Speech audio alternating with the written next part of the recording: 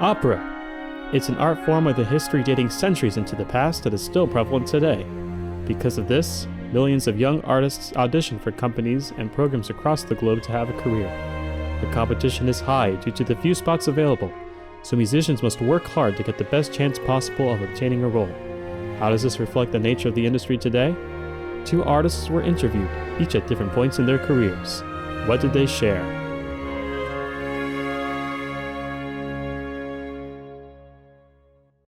My name is Mary Burke-Barber, and I am a mezzo-soprano. My name is Arlene Schmidt, or Dr. Arlene Schmidt, depending on who you are. And I'm a classical pianist and collaborative pianist, and I play for singers, especially singers who love to sing opera, art song, and oratorio. I think it made me view classical music and opera in a different way was actually Près des Remparts de Séville from Carmen. I had never heard an aria like that. I just found it to be so interesting. It was so interesting to watch. It was so interesting to listen to, and it kind of blew my mind because I had never seen anything like that. When I was an undergrad, I had this aha experience as a freshman. I went to a recital, and it was of Janet Baker, the famous mezzo, and Martin Aesop, the great conductor pianist. And I did not understand a single word of what she sang. It was all in German. And I sat there and I just wept the entire time. There was something about it that was so gorgeous and went really deep. And I said, this is what I want to do for the rest of my life. I think mental health is definitely tough in our industry. I think there's so many reasons for it too. I mean, just the hours and that we put into what we're doing, the fact that our money is spread so thin. I also think in general, you're constantly putting yourself out there and you're constantly being rejected. It's a crime. That's a crime. Because there is so much of a challenge in being an artist. And I don't know any artists who don't have to face being rejected from one or another situation, or getting into a situation that hasn't been properly described to them and then struggling with it, or just struggles in life, or things that happen in one's life that are very, that they grab a lot of our mental attention, and that to try to run a parallel path with just moving ahead with artistry when there's something that's really, really bothering the artist on a either chronic or acute basis, I feel like there really has to be attention and support for that.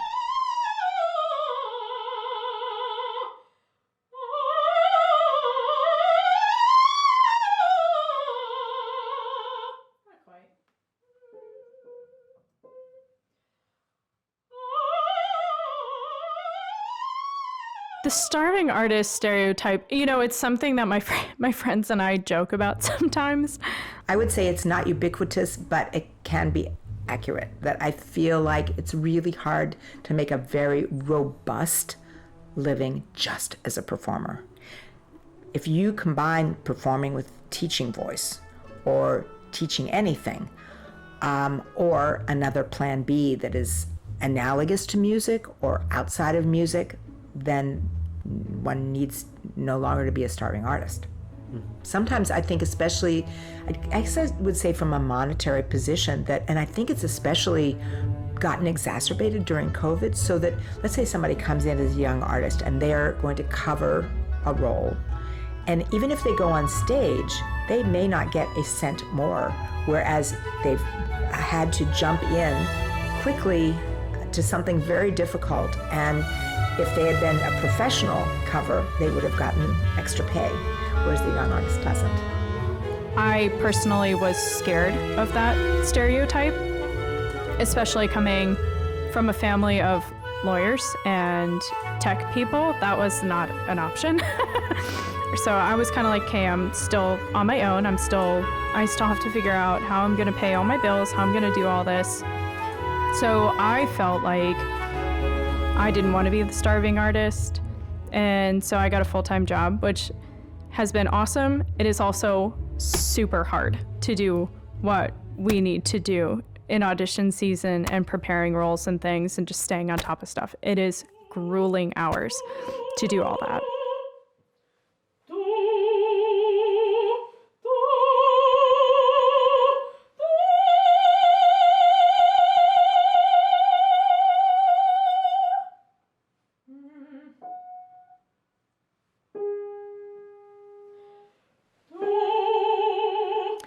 The YAP program circuit, I think that's where the most of a young singer's stress comes from, is audition season in the fall. Every August through December, we all kind of go to different cities. We travel to different cities, and we are offered in-person auditions if we're lucky enough. I feel like it's necessary that if somebody wants to be a performing singer, if someone's going to stay in America, it really is about the only way to get started. I had 12 auditions last year and made it to the finals of all 12 and got 0 work. That's okay, and it's a great thing. It's so great that there's so much great singing going on, and there's so many wonderful musicians in this field. I wish there were enough jobs for all of us, but the nature of the business is there isn't, and there's a lot of us.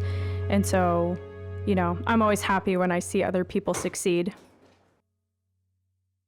I had a director that I worked with, I will not name names, that I found just very difficult to work with. And I felt that some of the staging was very unsafe, extraordinarily unsafe. And my counterpart and I were not comfortable.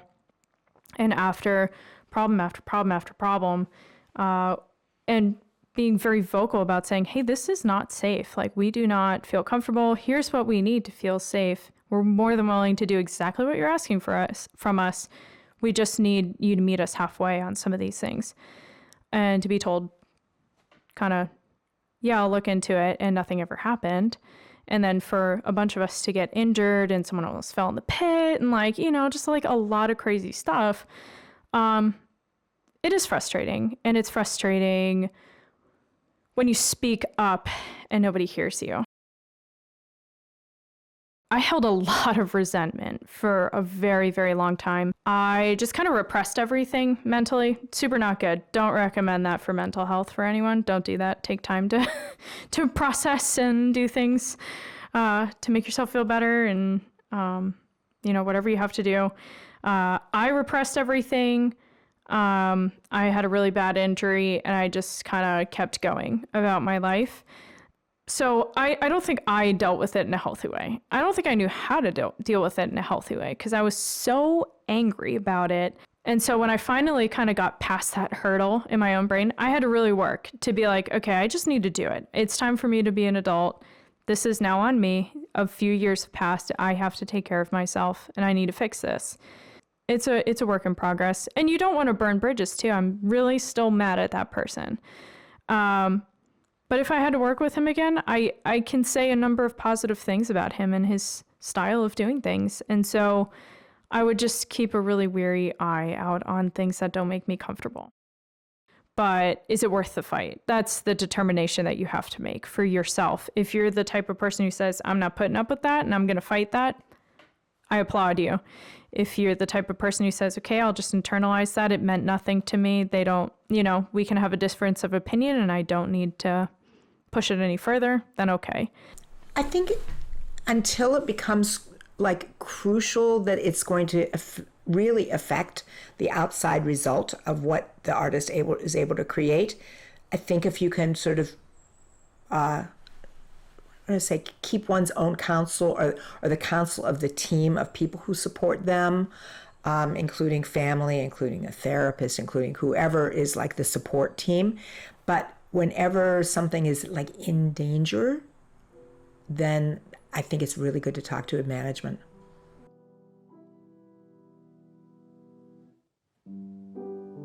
I cannot remember learning how to read music. It feels like to me it was always as strong a language as any other language. It's a language of feelings. So I think that it's a beautiful outlet for anybody to be able to express like how they feel inside and how they feel in relationships and how they feel about things, I always say that are seen or unseen, things that are part of our natural world and things that are part of the supernatural world. I do feel confident that the future of opera is going to be positive. Opera is thriving in Europe. It is crazy cool to go see an opera over there. I'm excited to see the different programs and the different creative ways that companies are bringing new people in. So I do think that the future is bright. I'm curious to see how it unfolds, and it's kind of fun to be in the industry while that's happening.